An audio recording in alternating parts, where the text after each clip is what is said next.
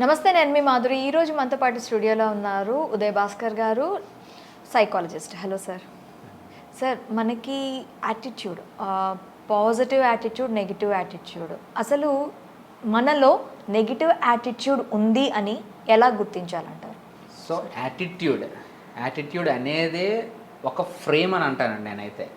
అంటే మనకి ఇప్పుడు స్పెక్టికల్స్ కానీ గర్ల్స్ కానీ ఒక కలర్డ్ వాడుతున్నాం అనుకోండి, రెడ్ కలర్ వేసుకునేటప్పుడు మనకి ఏమనిపిస్తుంది, ప్రపంచం అంతా కూడా ఎర్రగా కనిపిస్తూ ఉంటుంది. గర్ల్స్ బ్లూ కలర్స్ గర్ల్స్ వాడామనుకోండి, బ్లూ కలర్లో కనిపిస్తూ ఉంటుంది. సో ఇది ఏంటంటే యాటిట్యూడ్ కూడా అలాంటిదే.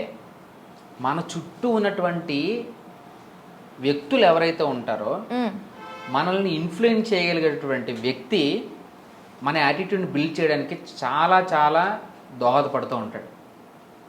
సపోజ్ ఫాదర్ ఒక హీరోయిక్ లాగా మనకు కనిపించడం, అంటే మనకి ఏదైనా ప్రాబ్లం వచ్చినప్పుడు డాడీకి చెప్తే డాడీ వెంటనే దాన్ని సాల్వ్ చేయగలుగుతాను అనుకోండి, డాడీ ఇన్ఫ్లుయెన్స్ చాలా ఎక్కువ ఉంటుంది ఆ పిల్లోడి మీద లేదా అమ్మాయి మీద అయినా సరే. కానీ పెరిగే క్రమంలోనే వాళ్ళ డాడీ యొక్క మేనరిజమ్స్, మాట్లాడే తీరు, ఈవెన్ మన యాస అంటాను చూసారా, అది కూడా డాడీదే వస్తూ ఉంటుంది. నిల్చునే పొజిషన్, తల పెట్టడం, కొంతమంది ఇలాగ వాళ్ళ డాడీ ఎలాగ పెడతారు, తనకు కూడా ఇలాగ తల పెడతా ఉంటాడు.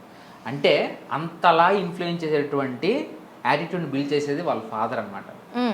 సో అదే రకమైన యాటిట్యూడ్ నెగిటివిటీ వైపు ఎందుకు వెళ్తుంది, పాజిటివిటీ ఎందుకు రావట్లేదు అంటే, సమస్యలు ఏదైనా ఎదురయ్యేటప్పుడు ఎటువంటిదైనా సరే కానీ, చిన్న సమస్య కాదు, సైకిల్ తొక్కడం రావట్లేదు అనుకోండి, ఒకసారి పడిపోయిన తర్వాత వాళ్ళ ఫాదరో వాళ్ళ బ్రదరో వాళ్ళ మావయ్యో ఎవరో ఒక సైకిల్ వెనకాల ఉండేవాళ్ళు బీభత్సంగా భయపెట్టారు అనుకోండి, అమ్మో అది తగిలేసి ఉండుంటే ప్రాణం పోయి ఉండేది, తల చిట్లిపోయి ఉండేది. ఇలా భయపెట్టినప్పుడు వాడికి ఒక స్టాంప్ పడిపోతుంది, దాంట్లో వాడి మైండ్ సెట్ మీద ఒక స్టాంప్ పడుతుంది. నేను సైకిల్ తొక్కాను అంటే పడితే పడవచ్చు, పడ్డాను అంటే ఖచ్చితంగా ఏదో తగిలేస్తుంది, చచ్చిపోతాను. అంత స్టాంప్ ఎప్పుడైతే పడుతుందో, నేను అలాంటి ఫ్రెండ్స్ని కూడా చూశాను నేను. ఓకే, వాళ్ళు ఈవెన్ ఇప్పటికీ కూడా సైకిల్ కానీ బైక్ కానీ తీరండి, వాళ్ళు ఓన్లీ కార్. ఎగ్జాంపుల్ మా సిస్టర్ ఉందండి, తను 8th క్లాస్లో ఉండేటప్పుడు సైకిల్ తొక్కుతూ వెళ్ళింది. కాలు సైకిల్ చక్రం లోపల పడి కాలు బొట్టలు వేని గోరు పోయింది. ఇప్పటికీ తనకు ఆ గోరు ఉండదు. ఇప్పటికీ తనకు సైకిల్ తొక్కడం అంటే భయం. సో ఇది చాలా చిన్న ఇన్సిడెంట్ అని మిగతా వాళ్ళు అనుకుంటారు, ఎందుకంటే పడిపోవటం కామన్, లేవటం కామన్, మళ్ళీ తిరిగి తొక్కడం కామన్ అని చెప్పి. కానీ ఆ పర్సనాలిటీ మీద వచ్చేటువంటి సైకలాజికల్ ఎఫెక్ట్ ఏదైతే ఉందో అది లైఫ్ లాంగ్ ట్రావెల్ అవుతూ ఉంటుంది. ఈవెన్ కొన్ని శబ్దాలు వినేటప్పుడు కూడా కొంతమంది భయపడుతూ ఉంటారు. ఆ శబ్దాలు వినేసరికి వాళ్ళ హార్ట్ బీట్ అనేది పంపింగ్ వాళ్ళకే వినపడుతూ ఉంటుంది అనమాట. అది ఎందుకు జరుగుతుంది అంటే, సర్టెన్ ఏజ్లో ఎక్కువ సౌండ్స్ వచ్చినప్పుడు వాళ్ళ ఆ ఫియర్ జోన్ ఏదైతే ఉందో, వాళ్ళ మైండ్లో ఉన్న ఫియర్ జోన్ ఏదైతే ఉందో అది ఎక్కువ రెస్పాన్స్ అవుతుంది అన్నమాట. సో అటువంటి సౌండ్ ఎప్పుడు వచ్చినా సరే కానీ వాళ్ళు ఇమీడియట్గా ఆ ఫియర్ జోన్ని వెంటనే వాళ్ళ బాడీ, అంటే మన బాడీ ఎలాంటిది అంటే అండి, మనకు బాగా అలవాటు ఉన్న పనిని చాలా ఈజీగా చేసేమని పుష్ చేస్తూ ఉంటుంది.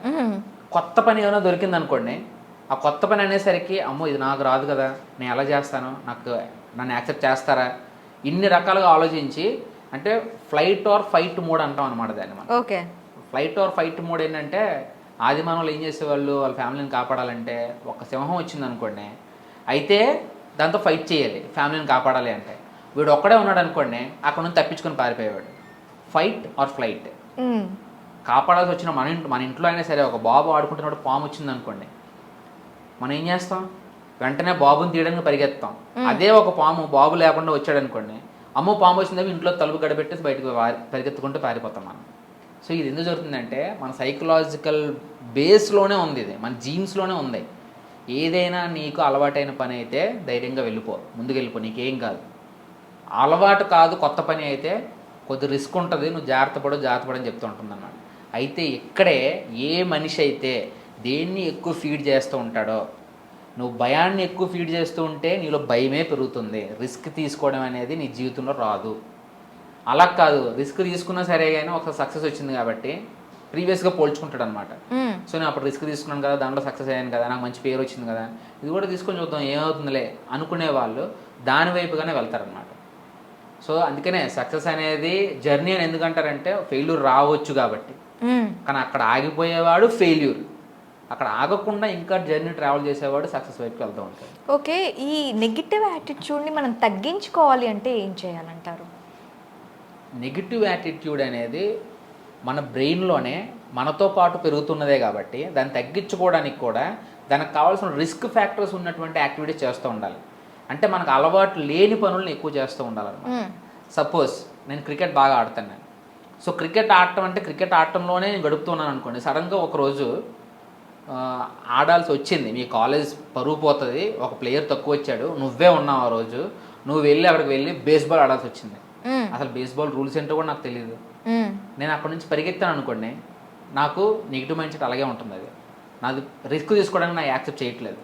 ఓకే ఏముందిలే మిగతా వాళ్ళు ఉన్నారు కదా, సో నేను కూడా అటెంప్ట్ చేస్తా ఒకసారి అని చెప్పి నేను కూడా ట్రై చేసి వస్తా ఒకసారి అని చెప్పి ట్రై చేశాడు అనుకోండి, మిగతా వాళ్ళకంటే తనే బాగా ఉండొచ్చు ఆ రోజు. ఆ ఒక్క ఇన్సిడెంట్ చాలు తనకున్నటువంటి నెగిటివ్ మైండ్ సెట్ని చాలా వరకు సప్రెస్ చేస్తుంది అన్నమాట. ఓకే, అంటే రిస్క్ బేరింగ్ మనం అంచనా వేస్తూనే కొత్త పనులను మనం స్టార్ట్ చేస్తూ ఉంటే, కొత్త రిస్క్ని తీసుకోవడానికి, కొత్త క్రియేటివ్గా ఆలోచించడానికి మనం అలవాటు పడుతూ ఉంటే ఏది కూడా మనకు కష్టం అనిపించదు, నెగిటివ్ థాట్ అనేది రాదు. ఇక్కడ బెస్ట్ ఎగ్జాంపుల్ ఏంటంటే, ఎయిమ్ అనేది ఫైనల్గా వచ్చే రిజల్ట్ గోల్ కనుక మనకి అల్టిమేట్గా క్లారిటీ కనుక కనిపిస్తే, క్లారిటీతో ఉంటే మనం ఆ రిస్క్ని కూడా రిస్క్లా చూడడం, అసలు మనం నెగిటివ్ వైపుకి వెళ్ళాం. దానికి ఎగ్జాంపుల్ ఏంటంటే, ఎలాన్ మస్క్ అని మనకి ఇప్పుడు ప్రపంచంలోనే నెంబర్ 1 స్థాయిలో ఉన్నాడు ఆర్థికంగా చూసుకుంటే. ఒక 4-5 years బ్యాక్లో ఆయన తీసుకుంటే ఆస్తులన్నీ అమ్మేసి, ఈవెన్ ఆయన అంటే నేను ఒక వీడియో చూశానండి, నేను అర్ధరాత్రి 12:15 టైం ఆ రోజు, మొత్తం అన్నీ అయిపోయింది, చాలా టైర్డ్గా కనిపిస్తున్నాడు ఆయన. వచ్చిన తర్వాత తన గ్యారేజ్లో కార్స్ చూసాడు అనమాట. వెరీ కాస్ట్లీ కార్స్ అవన్నీ కూడా, ఇంచుమించుగా ఒక చాలా ఉన్నాయి, ఒక 70-80 కార్స్ ఉంటాయి అందులో. అది చూడంగానే ఓ ఐ గాట్ ఇట్ అని చెప్పి, అంటే ఇంకో 5-6 monthsకి ఈ అన్ని కార్లను అమ్మేస్తే ఆ వచ్చిన డబ్బుతో ఇంకో 5-6 months నేను కంపెనీని రన్ చేయగలుగుతాను, సో ఇట్ సేవ్స్ మీ అని అంటాడు అనమాట. తను ఏముందండి అక్కడ, తనకి క్లారిటీ ఉంది, నేను ఇంకొక 3 years 4 years సక్సెస్ చేయగలిగితే I will be the number 1, at least I can make it అనే కాన్ఫిడెన్స్ లెవెల్స్ కనుక ఉంటే నెగిటివ్ వైపుకి ఎప్పుడు ఆలోచించమా. రిజల్ట్ ఏంటి, ఈ పని చేస్తున్నాం, కాన్సిక్వెన్సెస్ అంటాం మనం దాన్ని. అర్జునుడికి కూడా భారతంలో ఆ కన్ను కొట్టమని చెప్పినప్పుడు గురువుగారు ద్రోణాచార్యులు గారు చెట్టు మీద ఉన్నటువంటి పక్షిని కొట్టమని చెప్తారు కదా, చెప్పినప్పుడు కూడాను అలా అందరూ ట్రై చేస్తుంటే తనకు కనిపించదు. కనిపించిన తర్వాత అర్జునుడు కూడా బాణం వదిలేక ఆ పక్షికి తగిలి పక్షి కింద పడిపోతుంది అనమాట.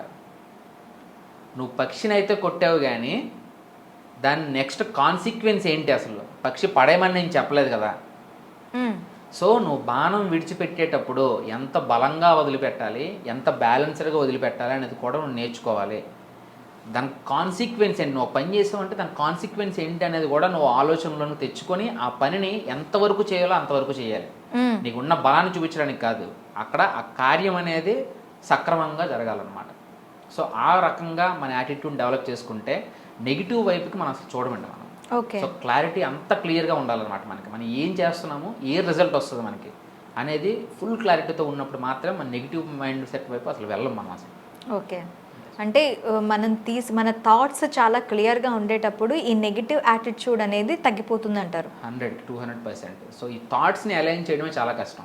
ఎందుకంటే ట్రావెలింగ్లో ఒక 2-3 years ట్రావెల్ చేసిన తర్వాత కొత్త టెక్నాలజీ వస్తుంది, కొత్త రకమైనటువంటి సమస్యలు వస్తాయి, లేదా కొంచెం ఫాస్ట్గా చేయాల్సిన అవసరం వస్తుంది. దాన్ని కూడా మనం అలైన్ చేసుకుంటూ వచ్చేటటువంటి సడన్ మార్పులు ఏవైతే ఉంటాయో వాటిని కూడా మనం అలైన్ చేసుకుంటూ నెక్స్ట్ లెవెల్కి ఎలా వెళ్ళాలి అనేది మన ప్లానింగ్లోనే ఉండాలి, ఆ క్లారిటీలోనే ఉండాలి మనకి. సో అల్టిమేట్ రిజల్ట్ ఎలా రావాలనేది క్లారిటీ వస్తే మనం దాన్ని ముందుగా అచీవ్ చేయగలుగుతాం తప్పితే ఎక్కడ నెగిటివ్ వైపుకి వెళ్ళే అవకాశాలు చాలా తక్కువ ఉంటాయి. ఓకే అండి, థ్యాంక్ యూ వెరీ మచ్.